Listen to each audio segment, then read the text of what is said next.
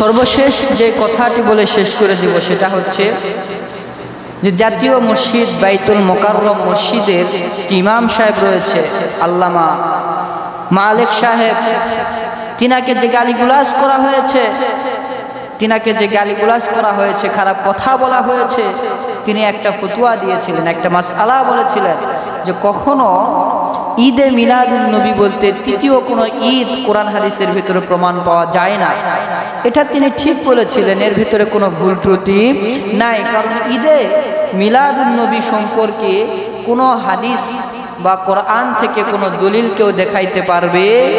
যেই ছাত্র গালি দিয়েছে, আব্বাসী হুজুরে যে ছাত্র আব্দুল মালিক সাহেবকে গালি দিয়েছে, সে কখনো এর পক্ষে দলিল বাহির করতে পারবে?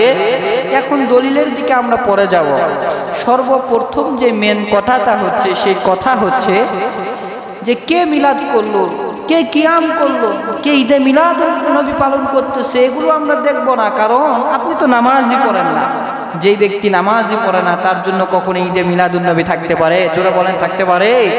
ঈদে মিলাদুন নবী তো সেই ব্যক্তির জন্য যেই ব্যক্তি 5 ওয়াক্ত নামাজ পড়ে, ঠিক কিনা বলেন? যে রোজা রাখে, তার জন্যই হচ্ছে ঈদে মিলাদুন নবী।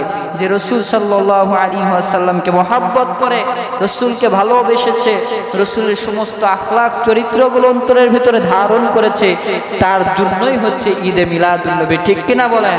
আর যে এগুলো ধারণ করে নাই, আরে মিয়া আপনি তো সুন্নতি দাড়িটাই রাখেন নাই, আপনি তো রাসূলের সুন্নত টুপিটাই পরেন না, আপনার জন্য কিসের ঈদে মিলাদুন নবী? সেই ব্যক্তি তো ঈদে মিলাদুন নবী পালন করবে, সিরাতুন নবী পালন করবে, যে রাসূলের সমস্ত হুকুম আহকামগুলো সুন্দরভাবে পালন করে, ঠিক কিনা বলে?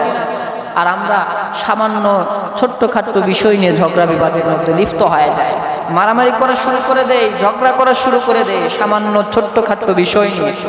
অথচ আল্লাহ তাআলা কুরআনুল কারীমের ভিতরে যে হুকুম করেছেন, আপনাকে নামাজ পড়ার হুকুম করেছে, রোজা করার হুকুম করেছে, এই সমস্ত হুকুমগুলোকে আপনি বাদ দিয়ে আপনি সামান্য একটু মিলাদুন নবী নিয়ে মারামারি শুরু করে দিয়েছেন, কিয়াম নিয়ে মারামারি শুরু করে দিয়েছেন, আপনি বাড়াবাড়ি শুরু করে দিয়েছেন।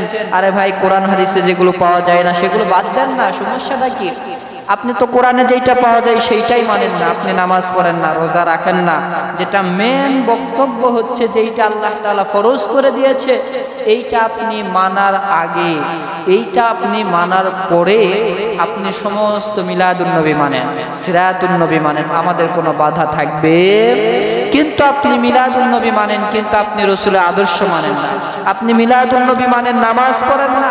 আপনি মিলাদুন নবী মানেন, রোজা রাখেন না। তাহলে আপনার মতন মানুষের জন্য মিলাদুন নবী পালন করা হারাম। পালন করা কি হারাম?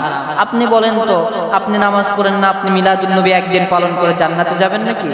আপনি নামাজ পড়েন না, একদিন রোজা রেখে আপনি একদিন সিরাতুন নবী পালন করে জান্নাতে চলে যাবেন? আপনি একদিন মিলাদুন নবী পালন করলেন, জিলাপি খাইলেন, সিন্নি খাইলেন, আর বাদ বাকি সব দিন বিড়িখানা রাস্তা দিয়ে ঘুরে বেড়ান। বলেন তো, আপনার দ্বারা ইসলামের কোনো উন্নতি হবে? আপনি জান্নাতি হইতে পারবেন?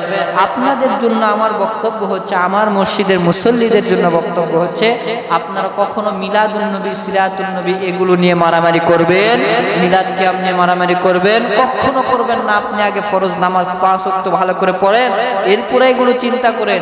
যেই বিষয় নিয়ে আল্লাহ তাআলা আপনাকে আমাকে ধরবে, এই বিষয় সম্পর্কে আপনাকে বেশি বেশি আগে ইবাদত করতে হবে, আগে নামাজ পড়তে হবে, আগে রোজা রাখতে হবে আপনাকে। আপনি যদি নামাজ সুন্দর করে পড়তে পারেন, তাহলে আপনি সিরাতুন নবী পালন করেন। কিন্তু আমরা তো সকলেই নামাজটা সহি করে পড়তে পারি না। এই জন্য সর্বশেষ কথা হচ্ছে, আগে আমরা আল্লাহ তাআলার ফরজ বিধান